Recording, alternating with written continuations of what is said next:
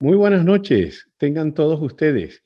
Bienvenidos a esta importante actividad dentro del programa de seminarios online o webinars organizados por Inteleos y por Flaus y con como tema principal ultrasonido POCUS, Point of Care Ultrasound. Muchísimas gracias, primero que nada, a todos ustedes por unirse a nosotros en esta actividad la noche de hoy. Muchísimas gracias a Jacqueline Bardil, quien se conecta con nosotros desde Washington y siendo la gerente mundial de eventos de Inteleos, y a Pamela Ruiz, quien es la gerente mundial de proyectos y actividades de Inteleos, igualmente de actividades educativas. Así que muchísimas gracias a la gerencia de Inteleos y muchísimas gracias, por supuesto, a la Flaus y a su junta directiva por apoyar esta iniciativa conjunta entre ambas organizaciones. La noche de hoy vamos a hablar de monitoreo hemodinámico por ultrasonido y tenemos definitivamente a un conferencista de lujo para este tema esta noche. Tenemos al doctor Jorge Rabat, quien es bien conocido en todos nuestros países latinoamericanos y también fuera del continente. El doctor Jorge Rabat es profesor de cirugía en la Universidad de Oriente, Venezuela, con sede en Ciudad Bolívar, y es además jefe del departamento quirúrgico, tanto del hospital como de la universidad. Es una persona que viene manejando, siendo cirujano desde hace más de 30 años, simultáneamente su práctica de su práctica de cirugía con la ecografía. Entonces ha logrado combinar extraordinariamente bien y ahora vierte hacia nosotros su experiencia y sus conocimientos en el tema, utilizando el ultrasonido en diversas situaciones. Sobre todo de la emergencia en el sentido de POCUS y ahora muy interesante enfocado hacia la terapia intensiva para el manejo hemodinámico.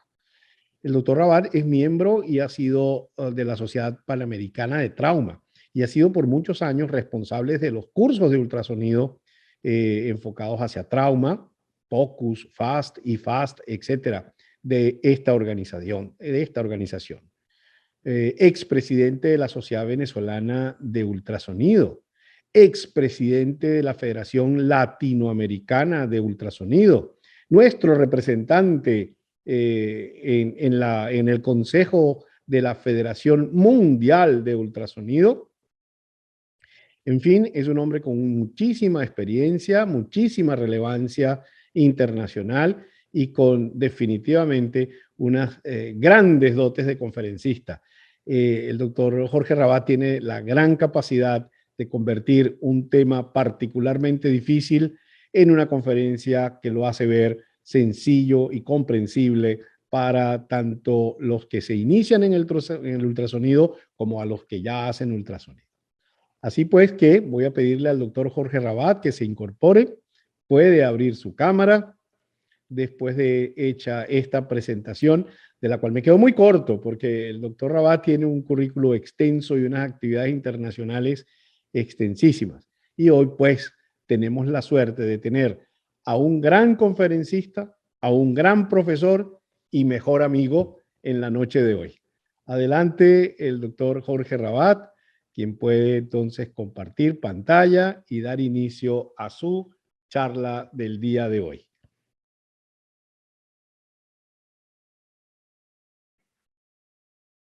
Muchísimas gracias a Inteleos por esta invitación tan especial para seguir impartiendo la docencia, que es una misión fundamental en toda Latinoamérica, y que APCA, además de la certificación, ha tomado el papel de no solo certificar, sino difundir el conocimiento y llevarlo a todos los niveles.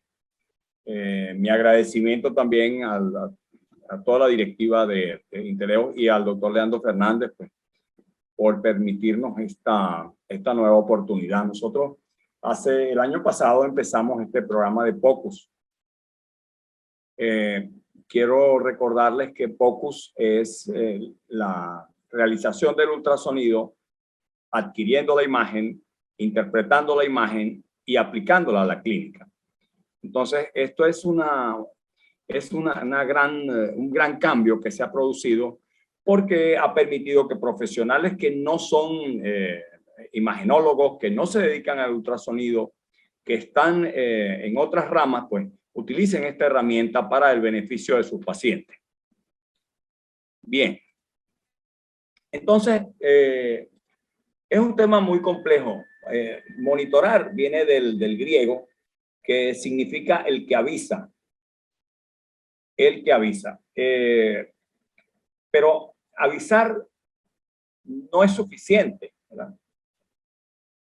Y realmente monitorear es un deseo que tienen todos los médicos. Todos los médicos quieren monitorear a sus pacientes, estar pendientes de los parámetros que tienen estos pacientes y en qué momento ellos se modifican y llevan al paciente a una situación comprometedora en su salud.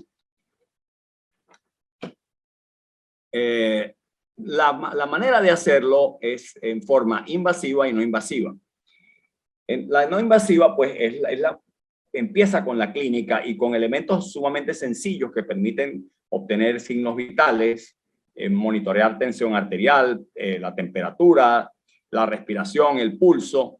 Esto es clásico y desde hace muchos años se está haciendo. Y tenemos la forma invasiva que conlleva dos procedimientos fundamentales como son la presión venosa central y la obtención de la presión en cuña de la arteria pulmonar. Y aparece algo nuevo desde hace muchos años, ¿verdad? Que es el ultrasonido. El ultrasonido entra como una herramienta fundamental, como el nuevo estetoscopio, como el nuevo monitor. El nuevo monitor que permite estudiar muchísimas variables dentro del cuerpo humano sin invadirlo en forma directa, sino a través de ondas. Hablemos un poquito algo más. Nosotros hace años, cuando empezamos a manejar pacientes traumatizados, pacientes que estaban hemodinámicamente inestables, que estaban hipotensos, nosotros éramos muy agresivos en la administración de líquido. Y entonces no entendíamos por qué esos pacientes muchas veces no respondían, sino que fallecían. Entonces, actualmente se utiliza una metodología mucho más sensata, que es administrar líquidos cristaloides, especialmente sangre y hemoderivados, pero siempre entendiendo que una reanimación óptima requiere conocer la precarga cardíaca y en aquellos pacientes en los cuales hay déficit de la bomba, pues no utilizar inotrópicos o vasopresores que mejoren esta función cardíaca y permitan la utilización de estos líquidos. ¿Cuál es el problema de los signos vitales? Es fundamental, lo seguimos haciendo, lo seguimos enseñando, se le hace a todo paciente que llega. El problema es que conociendo estos parámetros en límites mínimos y máximos, nos encontramos con que, por ejemplo, un paciente que tenga una hemorragia y pierda 750 cc de sangre, que equivale al 15% de su volemia, este paciente, su frecuencia cardíaca es normal y su tensión arterial es normal. Cuando ese paciente pierde entre 750 y 1500 cc de sangre, es decir, que está perdiendo el 30%, cercano al 30% de su volemia, este paciente apenas eleva la frecuencia cardíaca y llega a 100 latidos por minuto. Si usted entiende que es un paciente que está angustiado, adolorido, que está sufriendo, este parámetro es difícil de evaluar y la tensión arterial sigue siendo normal. Entonces quiere decir que si nosotros solo nos valemos de los signos vitales, ¿verdad? Vamos a perder un grupo de pacientes que van a estar hipotensos, sangrando y no nos vamos a dar cuenta. Y van a estar normotensos con pérdidas hasta el 15 al 30%. Y cuando la tensión arterial disminuye, ¿verdad? La frecuencia cardíaca se eleva a 120, ya este paciente ha perdido más del 30% de su volemia. Lo cual quiere decir que nos encontramos con un paciente grave. El catéter de la arteria pulmonar es el gold estándar o era el gold estándar y hasta hace algunos años se utilizaba en todas las unidades de cuidados intensivos. Lo que pasa es que tiene limitaciones, contraindicaciones, por lo cual ha dejado de usarse en la mayoría de esas unidades. Y sabemos que la ubicación de este catéter va a determinar los cambios en el reflejo de las presiones, siendo un método invasivo. Nos queda la presión venosa central, la cual sabemos que no es confiable para predecir volemia o respuesta hemodinámica a la reanimación. O sea, nosotros no podemos administrar líquidos y esperar que la presión venosa central nos ayude a decir cuándo ese paciente tolera o no esos líquidos administrados. Bueno, la presión venosa central ya cumplió más de 40 años, ¿verdad? Y hay muchísimas publicaciones sobre ella, pero en la realidad, pues, nosotros sabemos que ella solo describe la presión de la sangre en la vena cava superior, o sea que es un reflejo de la aurícula derecha, pero que ella no nos permite valorar realmente cómo es la respuesta a los líquidos o cómo es la verdadera precarga. Sus valores normales los conocemos de 6 a 12 centímetros de agua y refleja esto la presión normal de la aurícula derecha.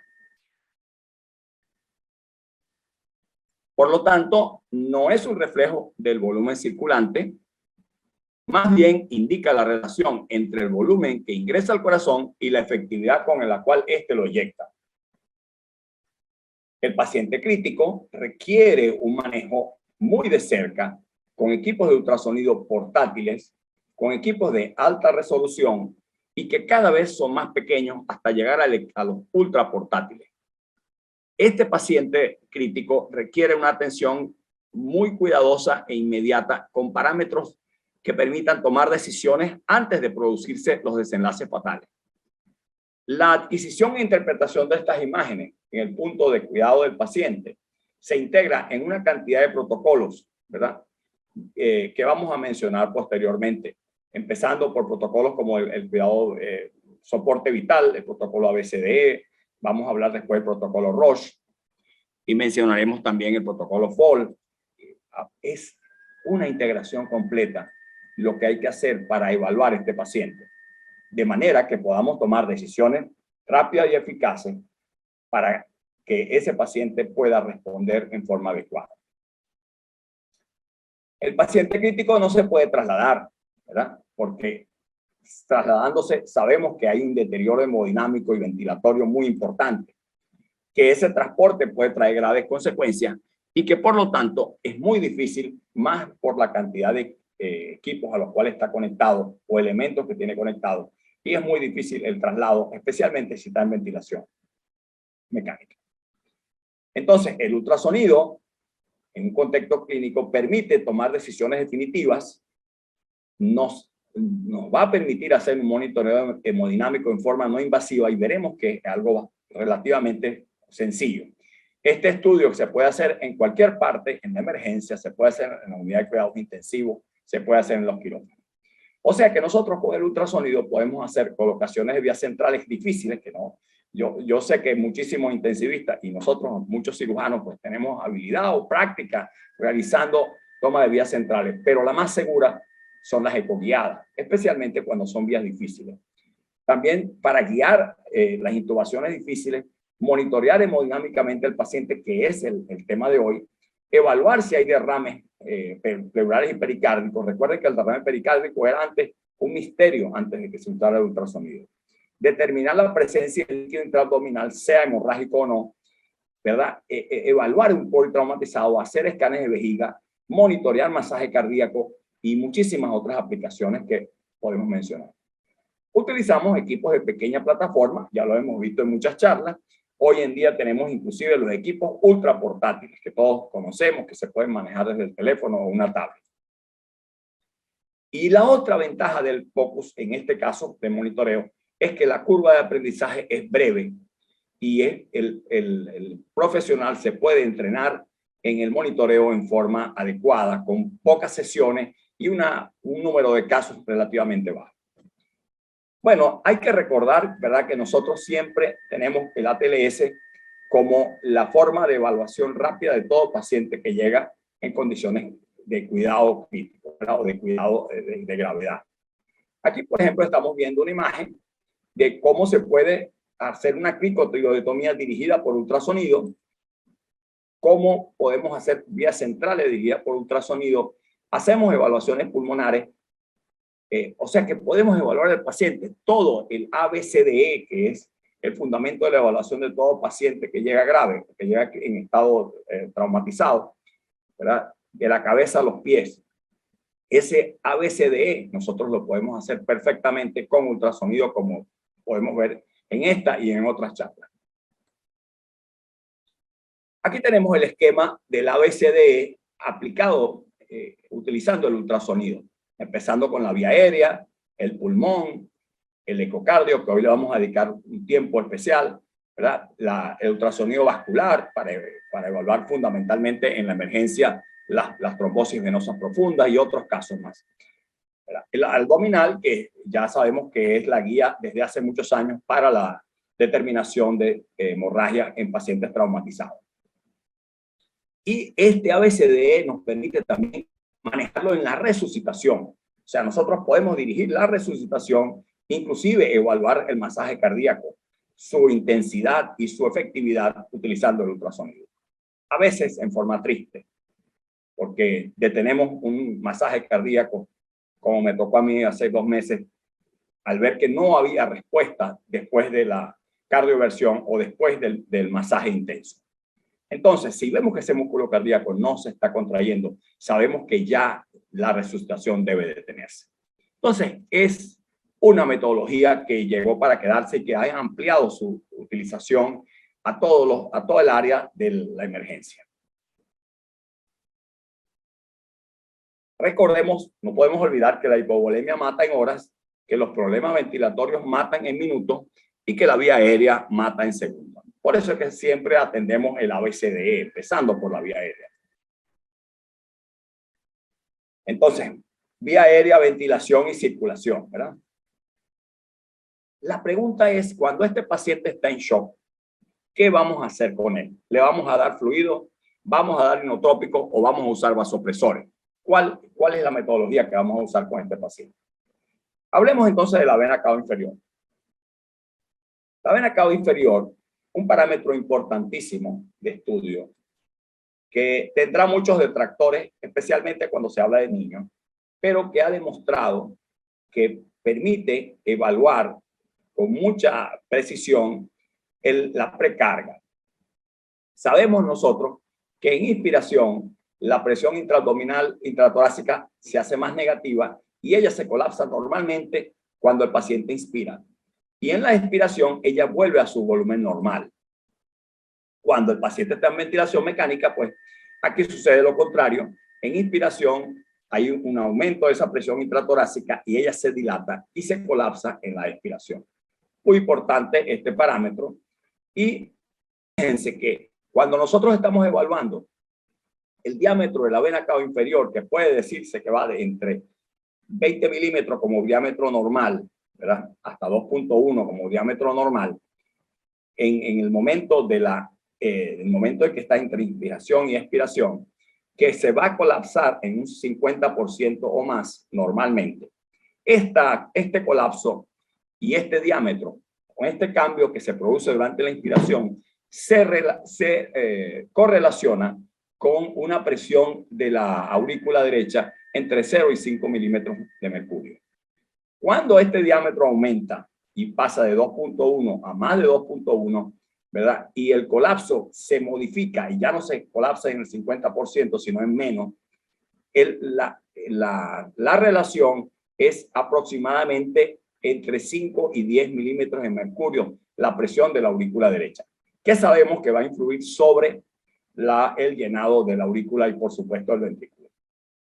Y cuando la vena cava inferior está muy dilatada, ¿verdad? Y no se colapsa, entonces generalmente se refiere a una presión muy elevada que puede llegar de 10 a 20 milímetros de mercurio, con 15 milímetros de mercurio como, por supuesto, va a traer una limitación en el llenado de la aurícula derecha. se desarrollaron dos índices importantes para evaluar estos pacientes. Cuando están en ventilación espontánea, utilizamos el índice de colapsabilidad que se determina haciendo una relación entre el diámetro máximo, el diámetro mínimo sobre el diámetro máximo multiplicado por 100. Y el punto de corte es el 40%. Y el otro índice, que es el índice de diferenciabilidad, se utiliza en pacientes que están en ventilación mecánica, pero aquí la diferencia es sobre el diámetro mínimo. Fíjense, por ejemplo, este paciente, podemos ver una vena cava muy dilatada. Si la medimos, vamos a ver que el diámetro de ella está por encima de los 20 milímetros, pero curiosamente no se colapsa con la inspiración. O sea, el movimiento respiratorio no logra su colapso. Eso quiere decir que este paciente tiene una presión elevada en la aurícula derecha, pero también nos está diciendo que este corazón puede tener insuficiencia. Entonces, inmediatamente que vemos la cava inferior, vamos al corazón. Después vamos a hablar algo sobre las posiciones que utilizamos para la evaluación cardíaca en el POCUS, que sería la forma como lo hacemos los no cardiólogos, ¿verdad? Entonces, fíjense, un corazón que se encuentra insuficiente o con un vaciado insuficiente, pues se va a correlacionar con un problema en el pulmón. ¿Por qué? Porque ese pulmón va a tener un edema pulmonar que va a ser directamente relacionado con la insuficiencia cardíaca y con la precarga que está manejando. Eso significa que este paciente no puede recibir líquido. Si este paciente llega hipotenso y nosotros administramos líquido sin evaluar la precarga, sin evaluar la función cardíaca, entonces este paciente puede morir por la cantidad, por el volumen que no puede manejar. Técnicamente, este paciente se va a ahogar en sus propias secreciones y el edema pulmonar cada vez será mayor. Entonces, es muy importante que si el paciente está hipotenso, tenemos que evaluar obligatoriamente precarga, tenemos que evaluar la función cardíaca, que después vamos a dar unos parámetros sencillos para hacerlo, y tenemos que ver el pulmón. Este sería el perfil B. Es muy largo para dar en esta charla también la parte pulmonar, pero estas son las líneas B que definen este perfil B, descrito por el doctor Daniel Lichtenstein, que nos habla de edema pulmonar. ¿Y cuál es la causa más importante? Es la causa cardiogénica. Entonces, cuando tenemos un corazón con determinado grado de insuficiencia, vamos a tener un determinado nivel de edema pulmonar. En cambio, si tenemos una vena cava deprimida o muy deprimida, que se colapsa más del 50%, probablemente vamos a encontrar un corazón que está taquicárdico. Fíjense cómo este corazón está completamente alborotado, demasiado alegre, diría yo. Y cuando vamos al pulmón, nos vamos a encontrar con un perfil de pulmón normal, que es el llamado perfil A. ¿Cuáles serían los datos clínicos para la evaluación cardíaca, para el POCUS? Bueno, podemos establecer en la función cardíaca, vamos a medir la fracción de eyección, el gasto cardíaco y el volumen sistólico. En la precarga vamos a evaluar el tamaño ventricular y el diámetro de la vena cava inferior. Entonces, este parámetro de diámetro de la vena cava inferior, vimos que es muy fácil de buscar. Lo vamos a encontrar justamente en la línea debajo del esternón, en línea recta, en una proyección longitudinal. Y en la parte anatómica vamos a ver si hay o no hay fluido pericárdico y si ese fluido pericárdico provoca o no taponamiento. Estos datos son fundamentales para evaluar a gran escala, en una forma bastante objetiva y sencilla, cómo está esa función cardíaca. ¿Cuáles son las ventanas que vamos a evaluar en el corazón? Vamos a evaluar una ventana paraesternal izquierda, donde vamos a hacer dos proyecciones. Una proyección, un eje largo y un eje corto. Una ventana apical y una subcostal. Entonces, la paraesternal en su eje largo y en su eje corto. Una apical, que sería una proyección de 4 cámaras, y la subcostal o la subsifoidea, que la enseñamos desde que enseñamos el FAST, que también es una proyección de 4 cámaras. Veamos esto entonces. Fíjense, estos cuatro corazones, ¿verdad? Nosotros vamos a aprender cuándo esta función cardíaca es adecuada o inadecuada, como veremos. Pero a grandes rasgos, fíjense, aquí por ejemplo vemos cómo este corazón está taquicárdico, cómo este tiene un derrame pericárdico, igual que vimos en el caso anterior. Entonces, ¿qué vamos a valorar? Lo primero es volemia. Lo segundo vamos a valorar contractilidad. Después vamos a valorar fracción de eyección y por último, derrame pericárdico. Volemia. Decimos que hay hipovolemia cuando la vena cava inferior mide menos de 15 milímetros, el ventrículo izquierdo está vacío y está hiperdinámico.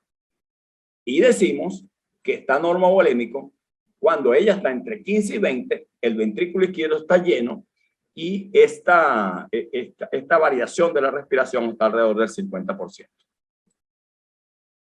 Entonces, normovolemia, vena cava de 15 a 20, ventrículo lleno. Hipovolemia, vena cava menor de 15 milímetros, ventrículo izquierdo vacío e hiperdinámico. Aquí, por ejemplo, podemos ver este caso. Aquí tenemos una vena cava completamente dilatada y aquí tenemos una completamente deprimida. Contractilidad, ¿qué valoramos? Aquí vamos a decirlo muy sencillo. ¿Es adecuada o es inadecuada? ¿Cuándo es adecuada?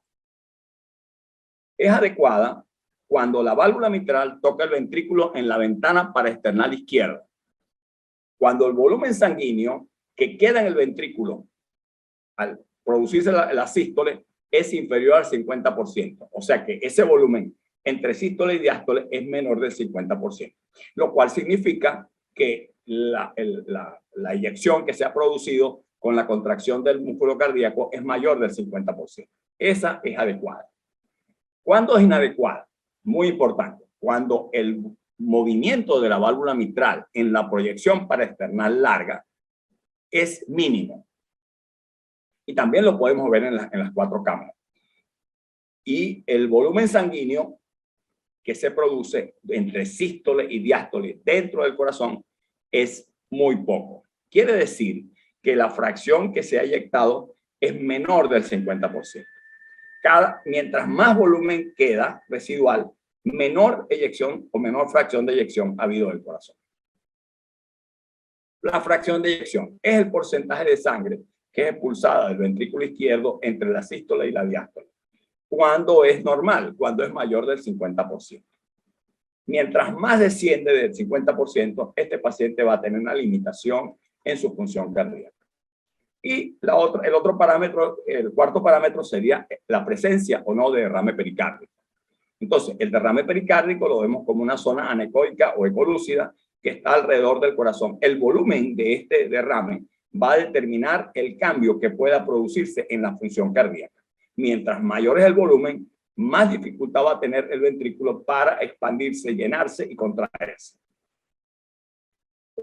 Por ejemplo, aquí, un volumen que todavía permite cierto grado de contracción, ¿verdad? Un derrame pericárdico importante. Aquí hay una falla en el ventrículo derecho y en cambio aquí está tan grande el derrame pericárdico que este corazón queda con un taponamiento cardíaco. Igual que este. Bien.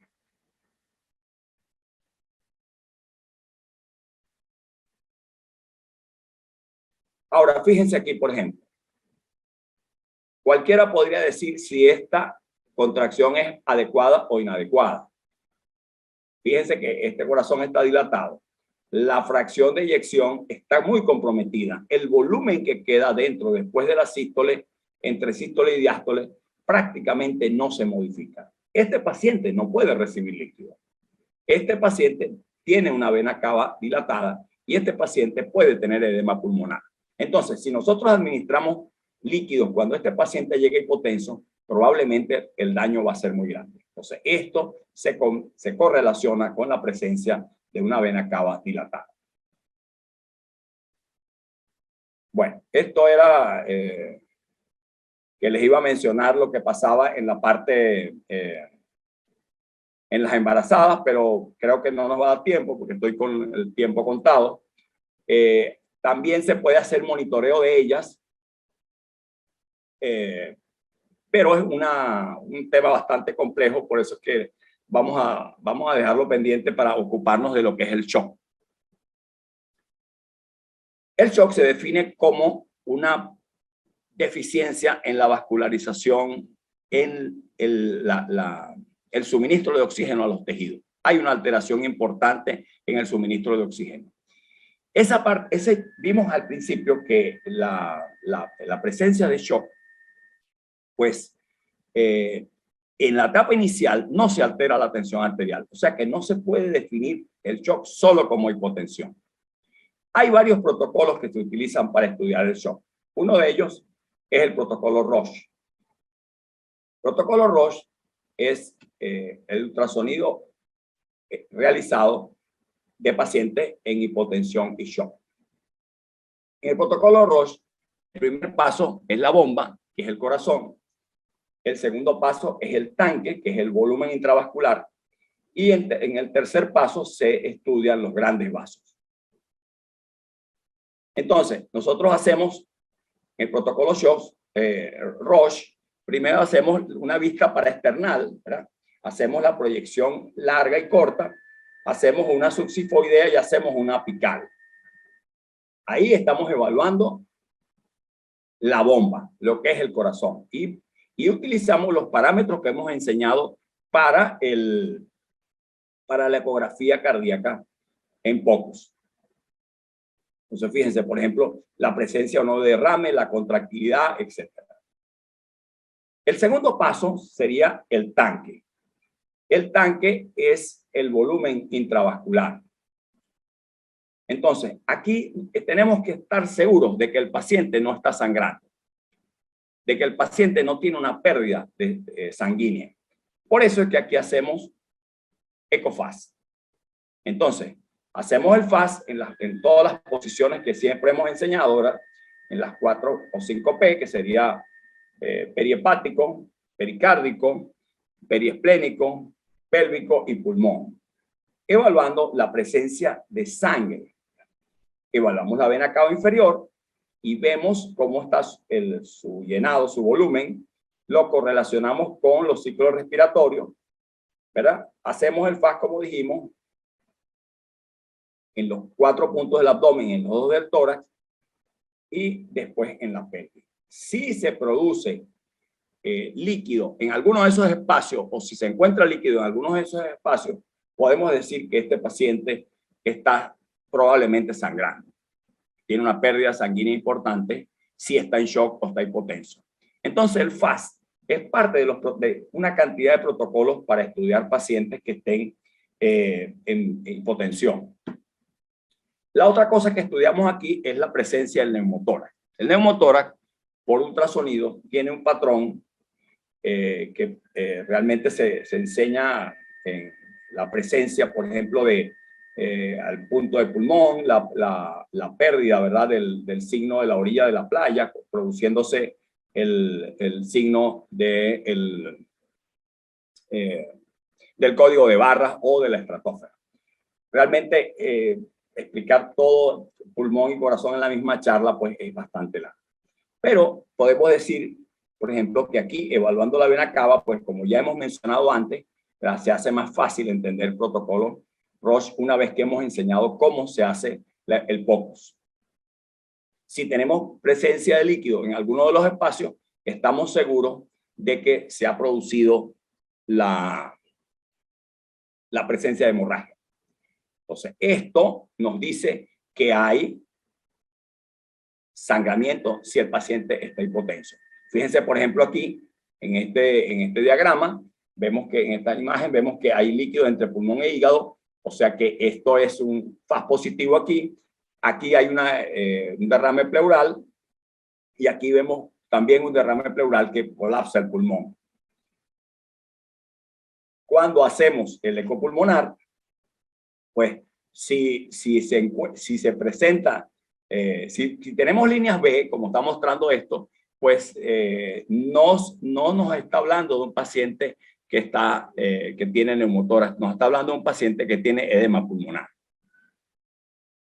Nosotros podemos evaluar la presencia de neumotórax, como ya le dije antes, por la separación entre las dos pleuras, lo cual va a producir unos signos específicos, como hemos mencionado.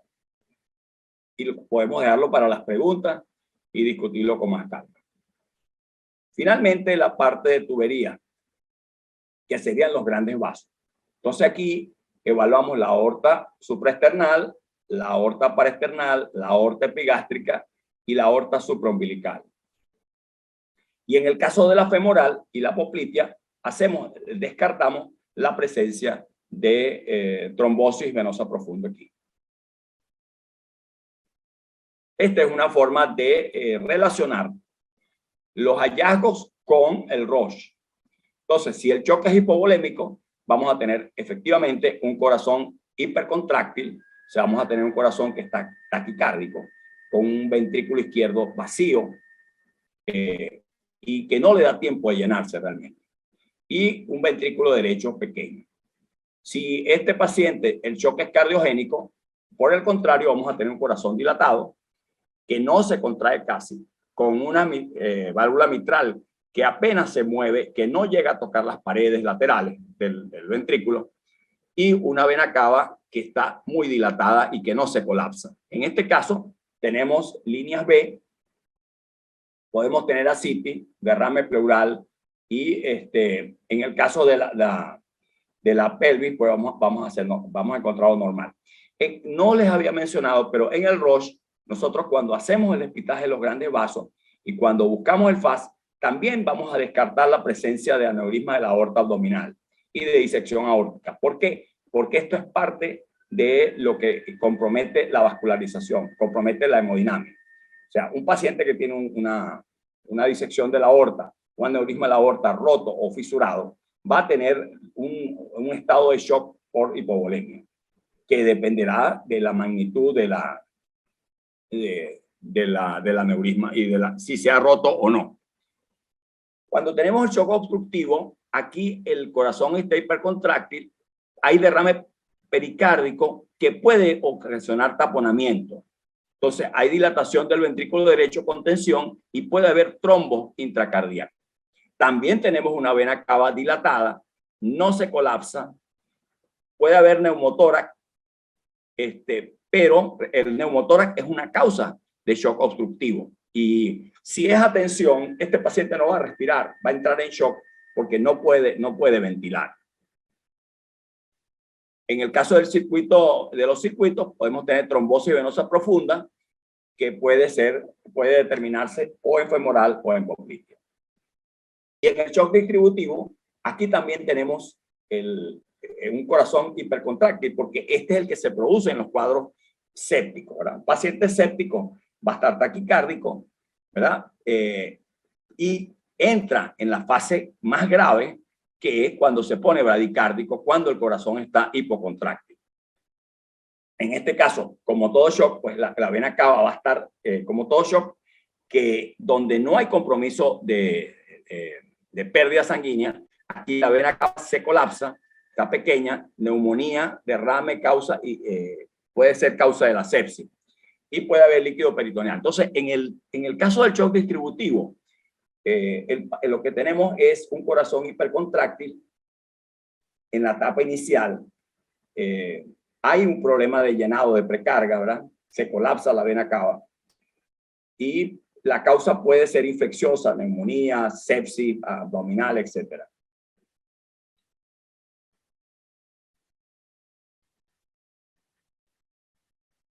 Bueno, esta es otra representación igual.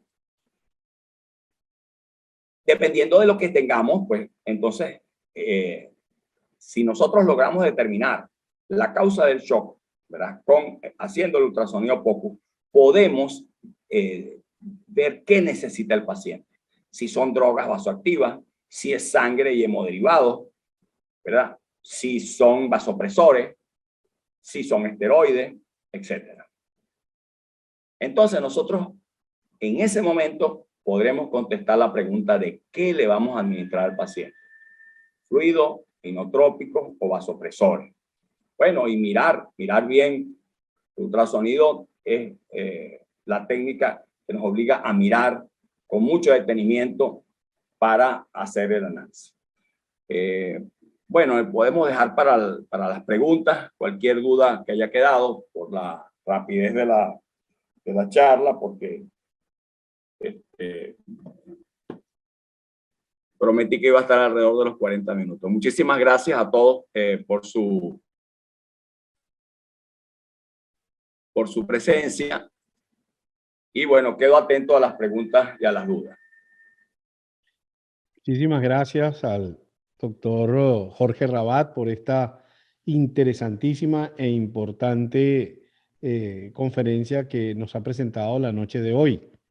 Y vean ustedes, pues la primera conclusión y lo primero que podemos decir es la gran importancia de tener la disponibilidad de un sistema de ultrasonido y un personal entrenado para el manejo inmediato de ese paciente, que es precisamente el concepto POCUS, saber si hay o no hay una eventual alteración que permita precisamente la toma de decisiones. Entonces, antes de iniciar nuestra sesión y preguntas y respuestas, y nuevamente insisto, agradeciendo muchísimo al doctor Rabat por su material presentado y por atenerse justo al tiempo que habíamos pautado. Es sumamente importante eso. Un buen conferencista siempre se atiene al tiempo programado. Vamos a llenar, por favor, ustedes todos en sus computadoras. Aquí hay unas preguntitas, un pool de preguntas que van a marcar y van a ustedes a responder. Son 3 preguntitas nada más que son de gran importancia para Inteleos. Entonces, podría aplicar lo que aprendió en esta sesión o actividad a su trabajo específico, su carrera o en general, o a su desarrollo profesional, ¿sí o no? Muy fácil. ¿Qué probabilidad hay de que asista a otro seminario web educativo similar sobre POCUS? Evalúe con una escala de 0, muy improbable, al 5, muy probable. Y luego tenemos, ¿qué probabilidad hay de que trate de obtener una credencial para certificar su experiencia, su conocimiento en POCUS? Evalúe con una escala del 0, muy improbable, al 5, muy probable. Entonces, por favor, pueden responder. Es solamente hacer clic con su dispositivo que estén utilizando, bien sea computadora, tableta o teléfono celular, y con esto esta información va a ser útil para planificar nuevas actividades. Vayan preparando sus preguntas, vayan escribiendo sus preguntas, que gustosamente el doctor Jorge Rabat va a poder responder. Tenemos todavía un anuncio de nuestro próximo evento POCUS, Webinar POCUS para el mes de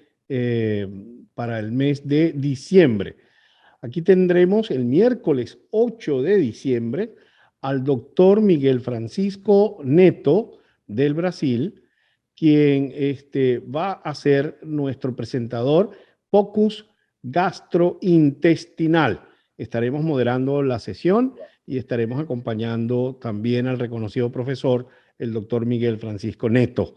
Entonces, pendiente, marque la fecha, save the date, como dicen los americanos, para este miércoles 8 de diciembre. Haremos pues la publicidad y la divulgación necesaria para que ustedes se inscriban en este próximo evento. Entonces, antes de iniciar la sesión de preguntas y respuestas, quiero hablar un par de palabras con respecto a Inteleos y a su división APCA. Inteleos es una organización sin fines de lucro que tiene ya 45, ya vamos muy cerca a los 50 años, ofreciendo certificación mediante la cual los profesionales que hacen ecografía, bien sean técnicos o médicos, pueden obtener una certificación que los acredita de que saben perfectamente lo que están haciendo en diferentes campos. Existe una división de Inteleos. Tenemos la APCA, que ofrece las certificaciones para médicos, Y además tenemos una división que se llama POCUS Academy. Entonces, muy enfocado a que el médico pueda presentar demostración de conocimiento y destreza mediante una prueba escrita online, viendo muchas imágenes, videoclips, y entonces ahí él puede certificarse en POCUS renal, POCUS de trombosis venosa, POCUS FAST y así sucesivamente. Este sistema de certificación que es organizado por Inteleos, que es una organización sin fines de lucro, que está en los 5 continentes y que ya hay más de 95,000, ya casi cerca de 100,000 profesionales de la salud certificados, pues está dando sus pasos en Latinoamérica y ese ha sido el interés de la Federación Latinoamericana de Sociedades de Ultrasonido FLAUS y el apoyo de Inteleos para poder traer estas certificaciones a Latinoamérica. Entonces, de ahí este interés que por propuesta de la FLAUS se ha dicho, bueno, vamos a ofrecer una certificación, que los médicos hagan un examen, pero es muy importante educar a los médicos, hablar de los conocimientos actuales, de las nuevas tendencias, precisamente para prepararse para este examen. Así que con esto los invito a que estén muy pendientes.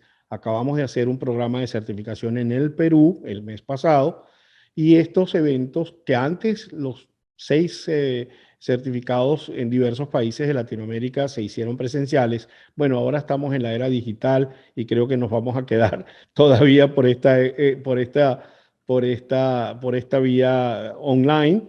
Entonces, pendientes para las certificaciones en las diversas áreas y esta materia que nos ha dado el doctor Rabat la noche de hoy es sumamente importante para la obtención de estos certificados. Entonces vamos a ver, Jorge, con las preguntas y respuestas que tenemos. Vamos a revisar en el chat del grupo. Podemos ir revisando y mi queridísimo amigo y experto, el doctor Jorge Rabat, va a poder ir respondiendo. A ver, tenemos muchas felicitaciones, tenemos muchas apreciaciones positivas de lo importante que fue la conferencia, mandan saludos, mandan abrazos. Por cierto, tenemos aquí una felicitación de la doctora Sandra Payares de Venezuela, recién electa hace un par de días presidente de la Sociedad Venezolana de Ultrasonido y Medicina ABUM. Bienvenida, que nos acompaña esta noche y felicitaciones. Igualmente veo que está por aquí la doctora Eda Chávez, presidente electo de la FLAUS. Muchas gracias.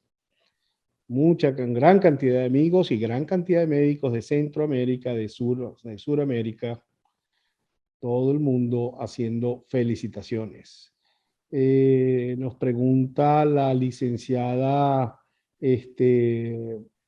Liliana Alderete, ¿cómo nos inscribimos? Me imagino que está hablando de los cursos y de las certificaciones. Hay que ir, vamos a poner al final la página web para hacer la inscripción de estos certificados POCUS. También hay un proyecto donde estamos involucrados muchos de los profesores de la FLAUS con respecto al entrenamiento POCUS. Hay que estar pendiente de las redes. El doctor Rabat es uno de nuestros profesores titulares de esta materia en dicho curso. A ver. Ya la doctora Pamela, nuestra gerente, la licenciada Pamela Ruiz, ya respondió y mandó el link de dónde inscribirse. Aquí lo tienen ustedes. Es solo hacer el clic y los va a llevar a la página en español. La mayoría de los exámenes POCUS en Estados Unidos, por supuesto, están en inglés, pero están saliendo cada vez más y más las certificaciones en español. Entonces tenemos los principios físicos. Hay que primero aprobar los principios físicos y luego vamos a ir listos ahora, abdomen, listos ahora, ginecostetricia.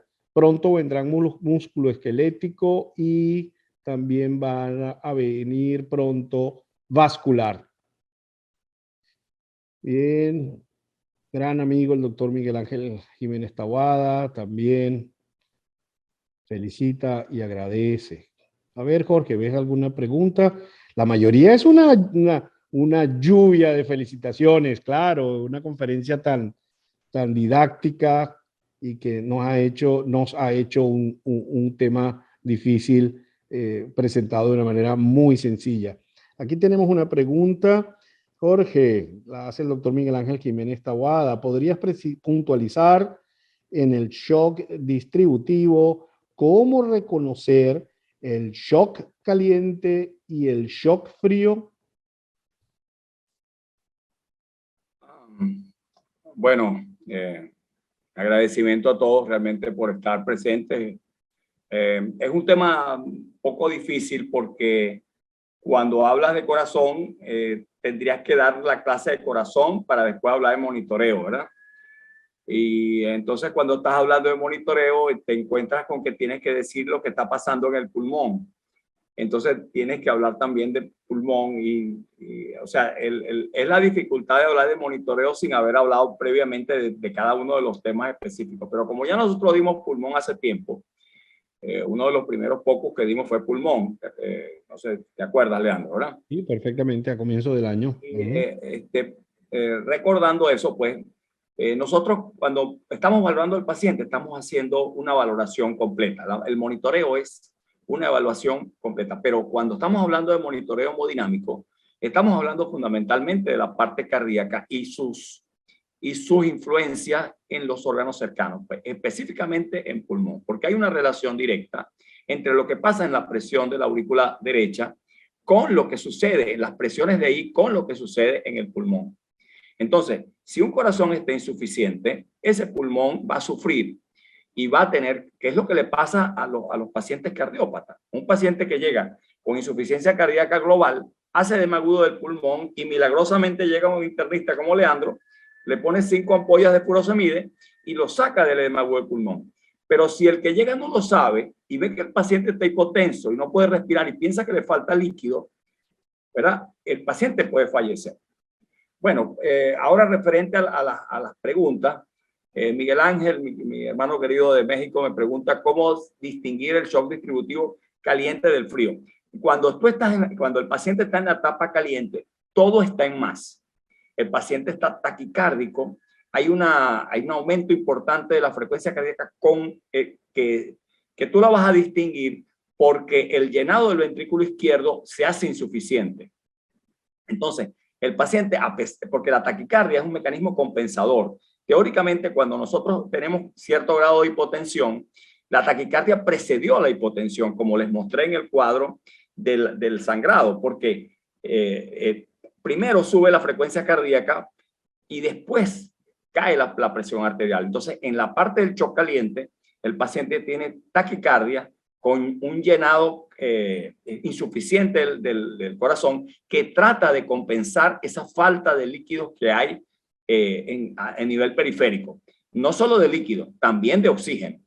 Entonces, recuerden que el shock fundamentalmente es una insuficiencia de oxígeno a los tejidos. O sea, hay un desbalance entre el requerimiento de oxígeno por el tejido y el aporte que está haciendo la sangre. Este desbalance pues, es variable en cada etapa del shock. Entonces, en esa primera etapa de caliente, el paciente todavía mantiene los signos vitales dentro de un rango estimadamente normal. Pero hay un momento en el cual cae en el shock frío, en el cual empieza a haber bradicardia, empieza a haber la frecuencia respiratoria también comienza a bajar. El lactato sube muchísimo, hay un desbalance del PCO2 y el paciente entra en otra etapa, entra en una etapa en la cual ya se va haciendo irreversible. Entonces, esa es la gran diferencia, porque cuando hay shock frío hay hipocontractilidad. Ya el latido cardíaco, ya el corazón no está en capacidad de mantener esa frecuencia tan alta para suministrar el oxígeno que necesitan los tejidos. Vi otra pregunta de Eda en cuanto a la forma de cálculo de la fracción de eyección. Hace unos 8 años se hizo, un poco más, cuando yo hice el curso de la parte cardio y respiratoria, un poco más de 8 años, se hizo un trabajo en la Universidad de Virginia. El trabajo consistía en comparar la observación que se hacía con los no cardiólogos de la fracción de eyección con respecto a lo que calculaban los cardiólogos con los equipos que tienen el parámetro cardiovascular incluido, pues tienen el programa. Las herramientas de medición. De cálculo. Y entonces, asombrosamente, los resultados fueron casi iguales. Entonces, cuando alguien decía que ya entrenado después de cierta práctica, decía que la fracción de eyección era 40%, el cálculo del equipo era 39 o 40%. Entonces, ¿cómo hacerlo? Uno comienza en la práctica a ver cuánto es el volumen que queda dentro del corazón aproximadamente. ¿Es 40%? ¿Es menos del 40%? Ese volumen que queda dentro del corazón nos está indicando cuánto fue la fracción de eyección. ¿Qué es lo que nos interesa a nosotros, los que no somos cardiólogos? Que no vamos a competir con ellos porque nuestro trabajo es atender emergencia, ¿verdad? Atender pacientes que es una lámina que yo eliminé, que decía, o que está puesta ahí, que es la razón por la cual estamos haciendo esto. La disponibilidad del especialista en el momento indicado. Por eso es que tenemos que hacer el entrenamiento, porque a la 1 de la mañana o a las 2 de la mañana en una sala de emergencia o en una sala de cuidados intensivos no está el cardiólogo, ¿verdad? Está el emergenciólogo, está el intensivista, está el cirujano, está el internista y tienen que dominar estas aplicaciones, que es el POC.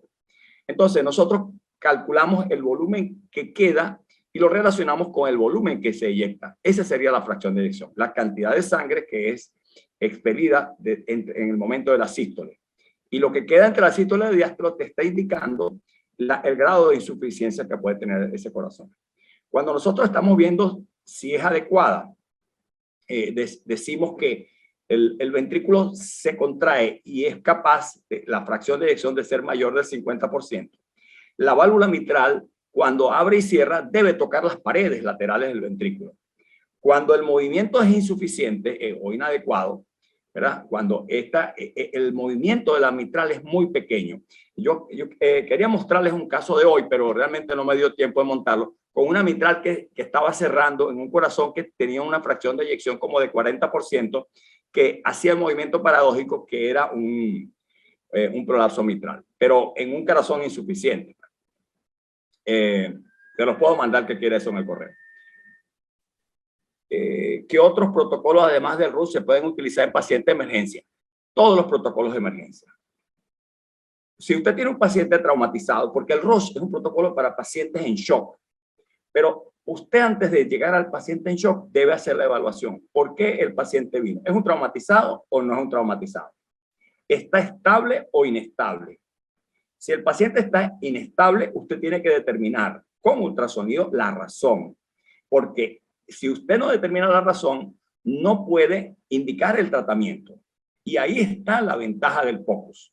El POCUS no es un estudio que hace un radiólogo sentado en una esquina en otro país que se lo manda a usted con una fotografía. Es un estudio que usted hace con el paciente en la sala de emergencia, en donde está el paciente afectado. Y usted con ese estudio debe tomar las decisiones o orientar las decisiones terapéuticas adecuadas. Entonces, si usted está haciendo, el paciente está hipotenso y usted no sabe qué le pasó, lo trajeron, estaba borracho o lo encontraron inconsciente, usted tiene que aplicar protocolos de emergencia. Primero tiene que saber si está sangrando. Porque está sangrando, vamos de la cabeza a los pies. Lo primero tiene que saber es si el paciente está ventilando bien. Si el paciente tiene una respiración adecuada y una ventilación adecuada, usted pasa a ver por qué sigue, porque si no es respiratorio, ¿verdad? Porque ¿qué puede provocar un shock desde el punto de vista respiratorio? Dos situaciones, o una hemorragia masiva, ¿verdad? O un neumotórax a tensión. Entonces, si usted tiene un paciente que está ahí, que no puede respirar, está en shock, usted pone el transductor y determina que hay un neumotórax a tensión, tiene que tratarlo de inmediato, porque el paciente va a morir, va a fallecer. Si no es pulmonar, ¿verdad? Si usted pone el transductor y ve que no es pulmonar, el paciente está ventilando bien y eso se hace en 2 minutos, ¿verdad? Usted va al abdomen. Entonces, en el abdomen hace el FAST. Ve si hay presencia de líquido o no. Y si hay presencia de líquido, se puede estimar la cantidad. Entonces, si el paciente tiene un shock hipovolémico, usted no puede tratarlo como un shock distributivo. Usted no le va a poner esteroides a ese paciente, usted no le va a poner medicamentos para dopamina, no le va a poner eso, usted le va a poner sangre de hemoderivados. Ahora, si usted tiene un paciente que está en shock y es una infección intraabdominal, el paciente llegó, toca el abdomen está irritado, hay una peritonitis, el paciente está séptico y está en shock, usted tiene que utilizar otros medicamentos. O sea, por eso es que es tan importante determinar la causa. Y eso en ultrasonido es fundamental. Fundamental para hacer esa determinación. Aquí me preguntan, ¿por qué es cuando tendríamos una vena cava inferior colapsada? Sí, sí, Miguel. Sí. O sea, si tú tienes la vena inferior colapsada cuando tú tienes el shock distributivo. Cuando cae en la etapa fría, ya no la vas a tener colapsada porque hay una hipocontractividad. Entonces, el corazón no es capaz de manejar esa precarga que puede ser medianamente buena o buena, pero no va a poder manejarla. Recuerden que en el caso del distributivo, el problema es periférico, ¿no? Un paciente probablemente no le falta sangre. Puede estar anémico, sí, puede ser una sepsis con anemia. En un shock que recomienda el uso de plasma o sangre, las dos cosas. Se utiliza una proporción de una unidad de sangre por una unidad de plasma o dos. Ahora hay fundamento del paciente cuando llega, coloca una unidad de solución fisiológica, una unidad de concentrado globular y una unidad de plasma. Pero usted no pone plasma solo, pone, si está sangrando, ¿verdad? Utiliza sangre y plasma. Pero estamos hablando de shock hipovolémico, ¿no? Rafael Fernando Cruz, creo que sea. Ajá. ¿Qué otra pregunta hay por ahí? No veo otra pregunta. Ya creo que ya no a ver. Más preguntas. Pues lo importante, y hay un comentario que no hace ninguna pregunta, el doctor Machado.